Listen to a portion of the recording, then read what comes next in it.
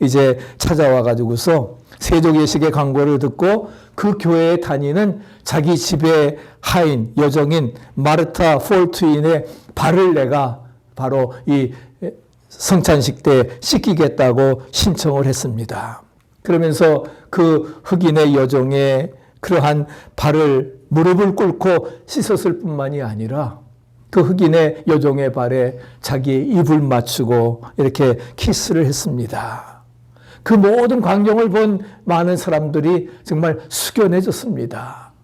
존경받는 대법원장으로 내정된 그러한 사람이 백인들이 또 흑인교회에 들어와서도 안 되는데 그거 다 무시하고 그리고서는 자기 종의 발을 씻기면서 그 발에 입을 맞추는 그러한 사건을 보고 정말 놀라운 예배당이 숙여지면서 올리브 판사는 이렇게 간증합니다.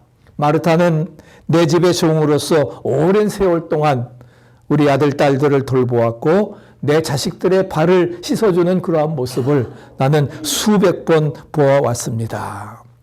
정말 고마운 사람이기 때문에 이런 특별한 행사에 내가 이 일을 행하게 됐다 하는 거예요.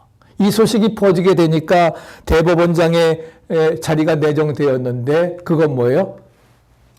끝나버렸어요. 그리고 판사직도 박탈이 되어져 버렸습니다. 금기를 한 것이니까. 그랬을 때 시온교회 목사가 올리버 씨를 판사를 위로하기 위해서 방문했을 때에 그는 이렇게 말합니다. 판사직도 사회의 대법원장직도 무덤에 갈 때에는 먼지 아니겠습니까?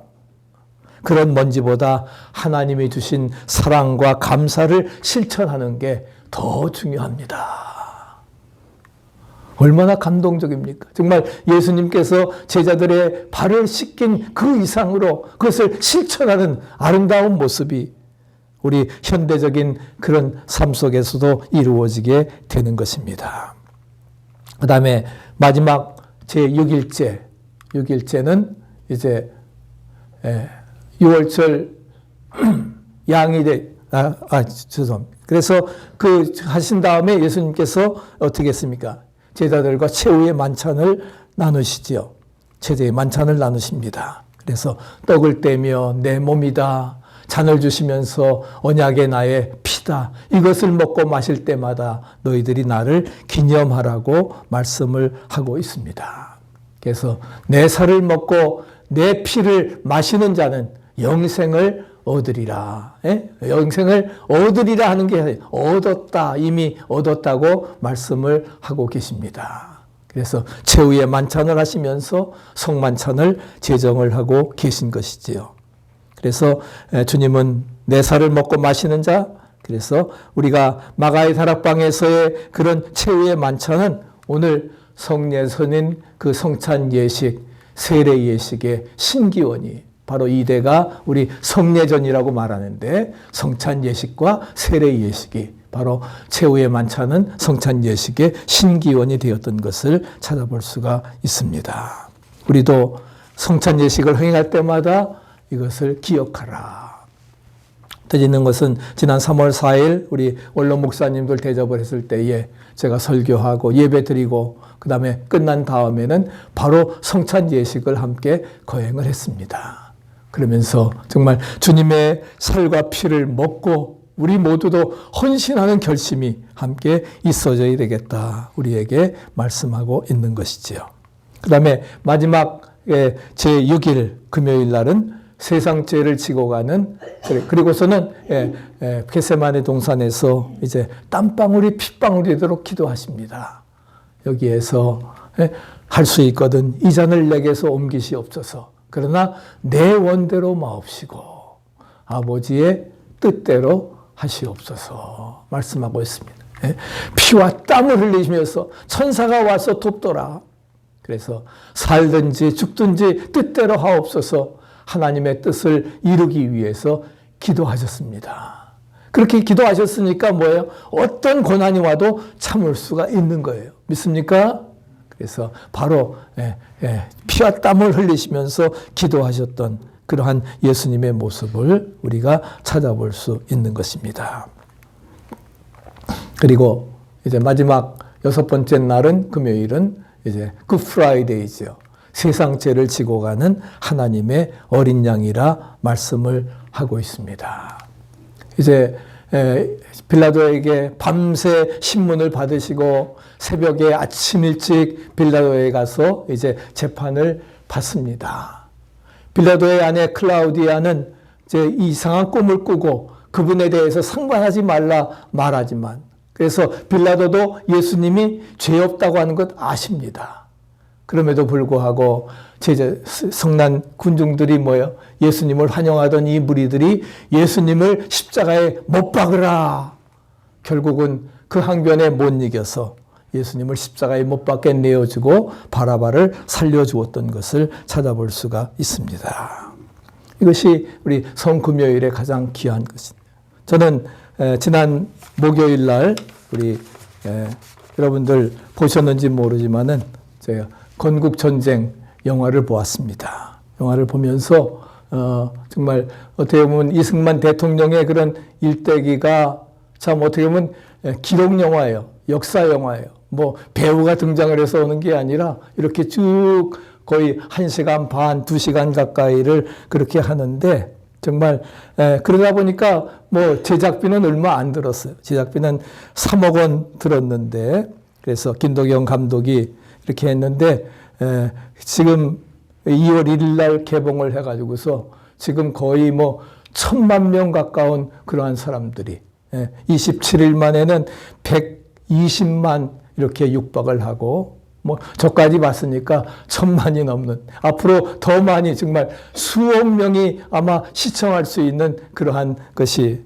우리 3월 20일에는 또 우리 의회에서도 또 미국 의회에서도 이제 시청을 하게 될 텐데, 아마 그 이후 된다면 미국의 전체에 그냥 놀라운 파장이 이루어지리라 생각됩니다.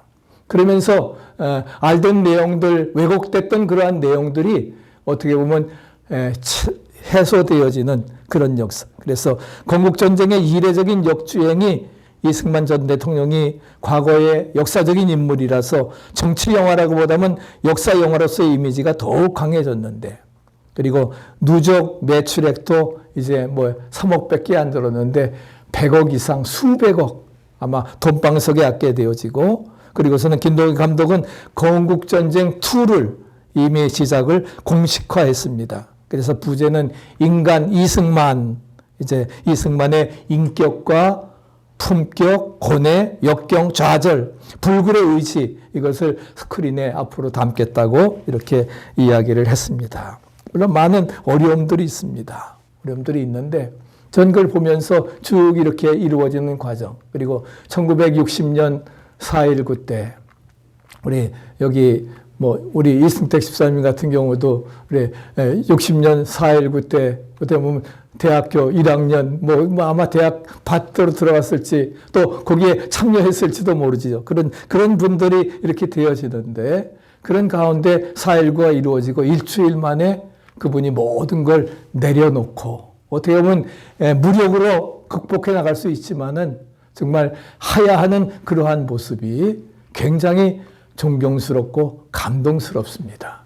감동스러운데 그러한 것을 보면서 특별히 이렇게 4.19 때 정말 이렇게 하는 그런 시위들을 보면서 저는 마치 예수님께서 십자가를 지실 때에 그러한 그 빌라도의 법정 앞에서 예수님을 십자가에 못 박으라고 하는 것처럼, 그치, 이승만 대통령에게 하야하라고 하는 그러한 것과 같은 그것을 연뜻 연상을 하게 되었습니다.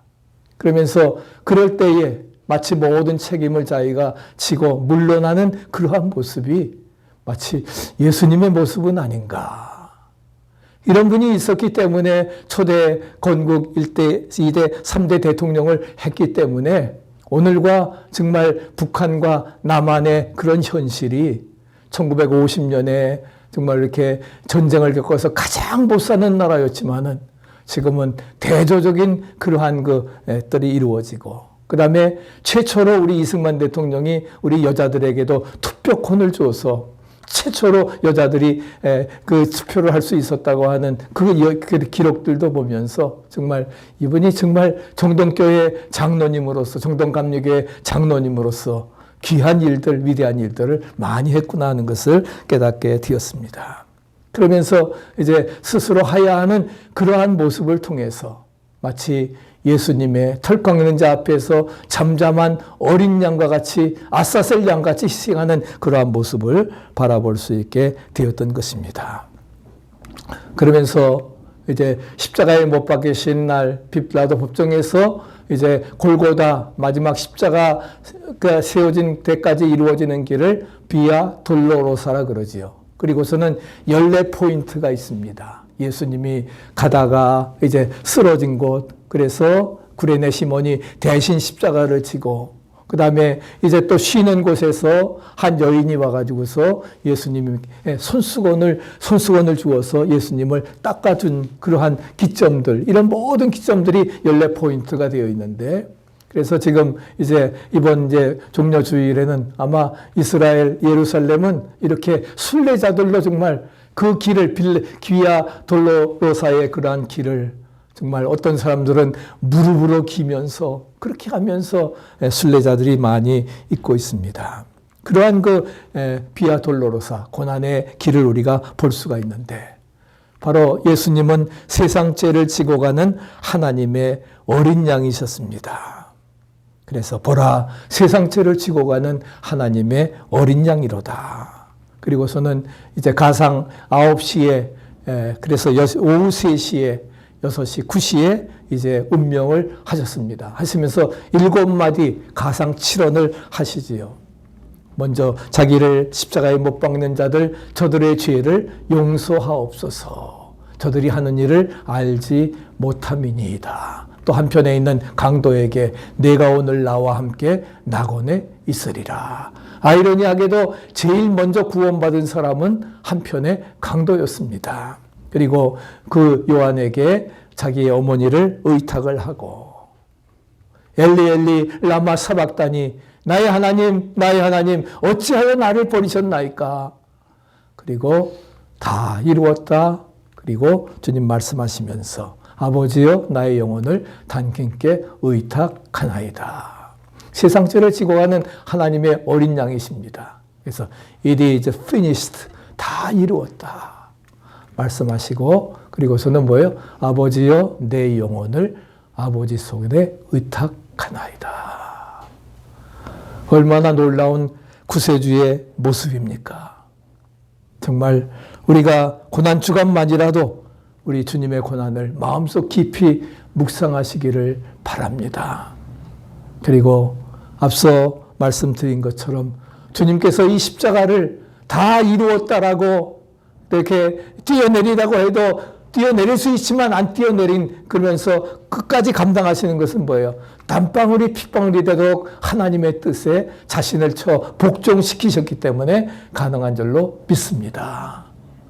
이 놀라운 감격이 우리 모두 이번 고난주간 한 주간 동안에 이루어질 수 있게 되기를 바랍니다. 그리고 모두 주님의 고난에 함께 동참하고 부활의 승리를 체험하는 승리 역사 함께 할 수 있기를 간절히 축복합니다.